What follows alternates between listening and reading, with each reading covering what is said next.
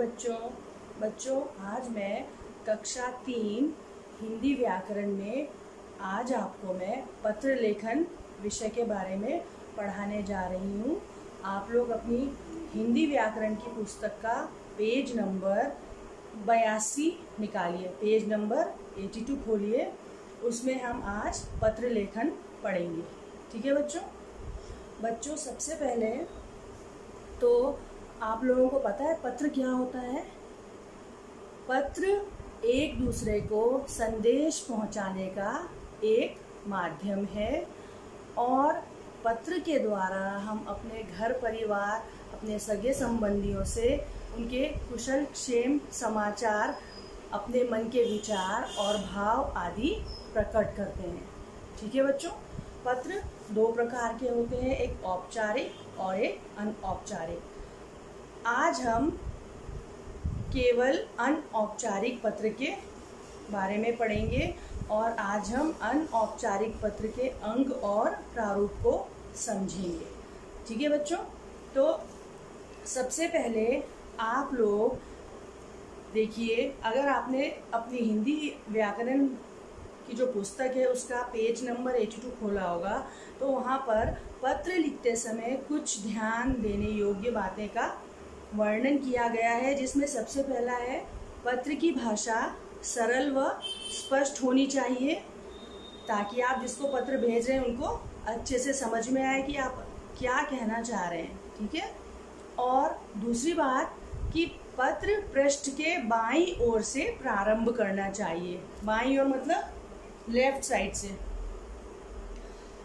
विराम चिन्हों का विशेष ध्यान रखना चाहिए पत्र लिखते समय और पत्र में आपने जो कुछ भी भाषा लिखी है वह बिल्कुल स्पष्ट होनी चाहिए और पत्र बहुत लंबा न होकर के छोटा होना चाहिए, जिसमें आप अपनी बात भी कह लें और बिल्कुल सटीक तरीके से अपने विचार को प्रकट करें। ठीक है बच्चों, तो आज हम अनौपचारिक पत्र पढ़ेंगे। अनौपचारिक पत्र वे पत्र होते हैं जो हम अपने व्यक्तिगत संबंध वालों को लिखते हैं, जैसे माता पिता, भाई बहन, दादा दादी, नाना नानी, चाचा चाची या अन्य रिश्तेदारों को। और अनौपचारिक पत्र में बधाई पत्र, निमंत्रण पत्र, शुभकामना पत्र और सांत्वना पत्र आदि आते हैं। तो आज हम जो पत्र पढ़ेंगे वह क्या पत्र है? वह निमंत्रण पत्र है। वह एक निमंत्रण पत्र है, लेकिन उससे पहले हम अनौपचारिक पत्र के प्रारूप व अंग को समझेंगे। ठीक है बच्चों, इसके लिए आप पेज नंबर 83 देखिए। ये यहाँ पर पत्र अनौपचारिक पत्र के अंग व प्रारूप दिया गया है। इसको आप बहुत ध्यान से देखिए अपनी अपनी पुस्तक में। सबसे पहले तो अनौपचारिक पत्र की जो भाषा होनी चाहिए वह बहुत सरल होनी चाहिए और विचारों की स्पष्टता होनी चाहिए। जैसा कि आप लोग देख रहे हैं यहाँ पर बोर्ड में मैंने लिखा हुआ है उसका प्रारूप, जैसा आपकी पुस्तक में बिल्कुल सेम मैंने यहाँ पर बोर्ड में आपको समझाने के लिए उसका प्रारूप तैयार किया है। सबसे पहले आप देख रहे होंगे कि बाईं तरफ जो पत्र को हमेशा बाईं तरफ से शुरू करना चाहिए। सबसे पहले प्रेषक का पता, यहाँ पे भी देखिए प्रेषक का पता। प्रेषक वह होता है जो पत्र लिख रहा है या जो पत्र भेज रहा है। तो प्रेषक का पता जो आपकी पुस्तक में दिया गया है, जहाँ पर पत्र का प्रारूप दिया गया है, नेह निकेतन सी 648 ज्वाला नगर पटना। ये तो हो गया प्रेषक का पता। दूसरा है दिनांक, कि आप किस दिनांक को पत्र लिख रहे हैं। तीसरा भाग संबोधन, आप किसको लिख रहे हैं, संबोधित किसको कर रहे हैं। और चौथा जो भाग है वह है अभिवादन।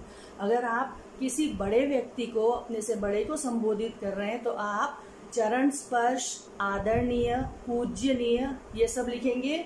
और यदि आप अपनी उम्र के किसी अपने दोस्त को या अपने मित्र को पत्र लिख रहे हैं तो आप प्रिय, जो भी उनका नाम है, जैसे यहाँ प्रिय गौतम लिखा है प्रिय से संबोधित करेंगे। ठीक है, उसके बाद अभिवादन के बाद आप पत्र का पहला अनुच्छेद लिखेंगे, जिसमें आप कुशल मंगल आदि विचार रखेंगे और विषय वस्तु लिखेंगे जिसके बारे में आपको पत्र लिखना है। जब आप कुशल मंगल पूछ लेंगे उनसे पहले अनुच्छेद में, उसके बाद आप विषय वस्तु लिखेंगे जिसके बारे में पत्र लिखना है।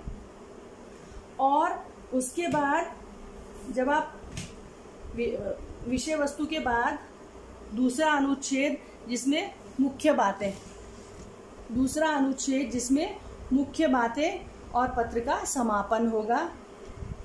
और आखिरी में संबंध लिखेंगे, जैसे आपका प्रिय, जो भी आपका उनके साथ संबंध है। अगर आप अपने मित्र को लिख रहे हैं तो आप लिखेंगे तुम्हारा मित्र या आपका प्रिय मित्र, या यदि आप अपने दादाजी को पत्र लिख रहे हैं तो आप लिखेंगे आपका प्रिय पोता, आपका जो भी नाम है। आखिरी में आप पत्र लिखने वाले का नाम लिखेंगे। जैसे यहाँ पर किसी का नाम मेंशन करना है, तो जैसे आपका नाम आदित्य है तो लिखोगे आपका प्रिय आदित्य। ठीक है बच्चों, अब आप हिंदी व्याकरण का पेज नंबर 85 निकालिए। उसमें आपने देखा होगा अपने जन्मदिन पर बुलाने के लिए मित्र को पत्र, यह एक निमंत्रण पत्र है। आप अपने जन्मदिन का निमंत्रण अपने मित्र को दे रहे हैं। तो आप अपनी पुस्तक में देखिए हमने कैसे लिखेंगे हम इस पत्र को। सबसे पहले हम पत्र को बाईं साइड से शुरू करेंगे। जैसे यहाँ पर अपना पता, नेह निकेतन, आपका जो भी पता है आप वो लिखेंगे। कुछ भी आपके घर का जो भी नंबर है आप वो लिखेंगे। यहाँ पर लिखेंगे देहरादून उत्तराखंड, जो जिस डेट को आप पत्र लिख रहे हैं, जिस दिनांक को आप वो मेंशन करेंगे।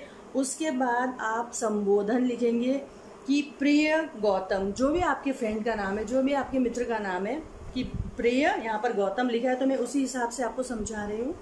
प्रिय गौतम नमस्ते, ये अभिवादन हुआ। आप अपने दोस्त को निमंत्रण पत्र दे रहे हैं तो आपने लिखा प्रिय गौतम, ये संबोधन हुआ। उसके बाद आपने नमस्ते करके उनका अभिवादन किया। अगर आप किसी बड़े को पत्र लिख रहे हैं तो आप लिखेंगे सादर प्रणाम या चरण स्पर्श। ठीक है बच्चों, उसके बाद यहाँ की कुशलता के उपरांत, ये कुशल क्षेम पहला अनुच्छेद है, तो यहाँ पर आपने कुशल मंगल पूछा उनका कि यहाँ की कुशलता के उपरांत समाचार यह है कि अगले महीने मेरा जन्मदिन है। ये जन्मदिन पर मित्र को बुलाने के लिए, तो आपने ये लिखा कि अगले महीने मेरा जन्मदिन है। तिथि तो तुम्हें याद ही होगी ही, चलो फिर भी बता देते हैं। 16 अक्टूबर, आपका जो भी जन्मदिन की तिथि है, आपकी जन्म की तिथि आप वो लिखेंगे यहाँ पर। उसके बाद उस दिन पिताजी ने घर पर एक दावत रखी है, माता पिता के साथ तुम्हें दावत में ज़रूर आना है। ये आपने विषय वस्तु लिखा कि आप किस लिए पत्र लिख रहे हैं। उसके बाद पत्र का जो आखिरी पार्ट, आखिरी भाग है जो, हाँ दिशा को लाना मत भूलना, मेरे माता पिता तुम्हारे आने से बहुत खुश होंगे। उसके बाद आप भेजने वाले हो तो आप अपना नाम लिखोगे कि आपने अपने मित्र को लिखा है पत्र, तो आप यहाँ पे लिखोगे तुम्हारा प्रिय मित्र, आपका जो भी नाम है वो लिखेंगे। ठीक है बच्चों, तो ये आप अपने घर में इसको एक बार अवश्य अच्छे से पढ़ करके, किस तरह से पत्र का प्रारूप होता है उसको देख करके इस पत्र को लिखिएगा। ठीक है बच्चों, आज के लिए हम इतना ही रखते हैं। हेलो बच्चों, आज मैं आपको कक्षा 3 हिंदी व्याकरण का पाठ 13 वाक्यांश के लिए एक शब्द का वाचन करवाने जा रही हूँ, क्योंकि आपके जो हाफ ईयरली एग्ज़ाम्स अक्टूबर में होंगे उसके सिलेबस से अभी आपके एक वाक्यांश के लिए एक शब्द और पत्र, ये 2 पाठ शेष बचे हैं जिनको मैं पूरा करवाऊंगी। आप लोग बहुत ध्यान से इन दोनों पार्ट की खूब प्रैक्टिस करिए, ठीक है बच्चों। और एक चीज़ और, हमने अभी तक आपको जितना भी गृह कार्य दिया है उन गृह कार्य के एक एक मार्क्स आपके जुड़ेंगे, मतलब हर गृह कार्य का 1 नंबर और 1 मार्क्स आपको टीचर की तरफ से मिलेगा। तो इसीलिए वो इंटरनल असेसमेंट के एग्ज़ाम मार्क्स होंगे 20 मार्क्स के, और आपको अपना गृह कार्य समय पर पूरा करके भेजना है अगर आपको ये मार्क्स चाहिए तो। और आप अपने घर में हाफ ईयरली एग्ज़ाम्स की बहुत अच्छे से तैयारी कीजिए। आपको जो भी पढ़ाया जा रहा है उसको आप बहुत अच्छे से ध्यान से रिवाइज कीजिए, ठीक है बच्चों। तो आज हम कक्षा 3 हिंदी व्याकरण का पाठ 13 वाक्यांश के लिए एक शब्द का वाचन करेंगे। आप लोग अपनी हिंदी व्याकरण की पुस्तक खोलिए, उसका पेज नंबर 65 निकालिए। ये अनेक शब्दों के लिए एक शब्द, अब मैं ये पाठ शुरू करने जा रही हूँ, ठीक है बच्चों। जैसे कि आप लोग जानते हैं कि अनेक शब्दों के लिए एक शब्द का प्रयोग हम क्यों करते हैं कि बात को कम शब्दों में प्रभावशाली ढंग से कहने के लिए हम अनेक शब्दों के लिए एक शब्द का प्रयोग करते हैं। तो जैसे अब पहला उदाहरण दे रही हूँ मैं, जो छात्र छात्राओं को पढ़ाए उनको क्या बोलते हैं? अध्यापक या अध्यापिका। जो गाना गाता है उसको क्या बोलते हैं? गायक। और जो गाना गाती है वह गायिका, ठीक है। जो सबके कपड़े धोता है वह धोबी। जो बीमार का इलाज करता है वह कौन होता है? डॉक्टर या चिकित्सक। और जो पेड़ पौधों की देखभाल करे वह माली। मछली आपने देखा होगा जल में रहती है, जल में घूमती है, इसलिए मछली को जलचर कहते हैं। और जहाँ हम विद्या प्राप्त करते हैं या जहाँ विद्या का आलय है, आलय मतलब घर, उसको क्या बोलते हैं? विद्यालय, ठीक है बच्चों। तो जब हमें अपनी बात को बहुत कम शब्दों में प्रभावशाली ढंग से कहना हो, उसके लिए हम एक शब्द का प्रयोग करते हैं। आज हम वही पढ़ेंगे। अब आप अपनी पुस्तक का पेज नंबर 66 निकालिए, जहाँ पर अनेक शब्दों के लिए एक शब्द के ये उदाहरण दिए हैं। हम अब इनको पढ़ेंगे, ठीक है। पहला है जल में विचरण करने वाला जलचर। जल में विचरण करने वाला जलचर। थल पर विचरण करने वाला थलचर। जहाँ हम पढ़ने जाते हैं, कौन सी जगह जाते हैं हम पढ़ने, उसको क्या बोलते हैं? पाठशाला।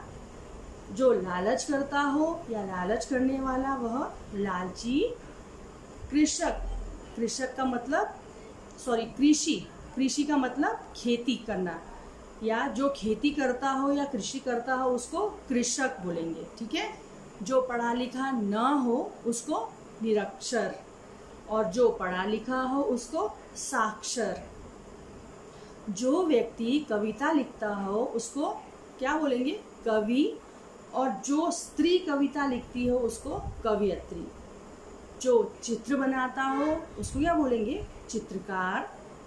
जो लोहे की चीज़ें बनाता हो वह बढ़ई। और जो लकड़ी की चीज़ें बनाता हो वह वह लोहार।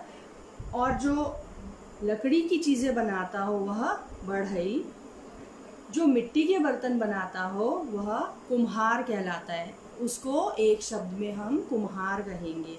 किसको कहेंगे कुम्हार? जो मिट्टी के बर्तन बनाता हो। जो भारत में रहता हो या भारत में रहने वाला उसको क्या कहेंगे? भारतीय। जैसे हम सब भारत में रहते हैं तो हम सब क्या हुए? भारतीय, ठीक है बच्चों। जो मिठाई बनाता हो वह हलवाई। जो विद्या प्राप्त करता हो, आप लोग सब क्या हो? विद्या प्राप्त करने कहाँ आते हो? पाठशाला आते हो ना, विद्यालय में। तो आप लोग क्या हो? विद्यार्थी, ठीक है। जो सोने चांदी के गहने बनाता हो वह सुनार। जो किसी से न डरे वह निडर। जो डरता हो वह डरपोक। मेहनत करने वाला मेहनती। जो कपड़े धोने का काम करे वह धोबी। हर रोज या प्रतिदिन होने वाला, इस वाक्यांश के लिए एक शब्द क्या होगा? दैनिक। दैनिक का मतलब होता है रोज, प्रतिदिन। महीने में एक बार होने वाला, उसके लिए एक शब्द क्या होगा? मासिक।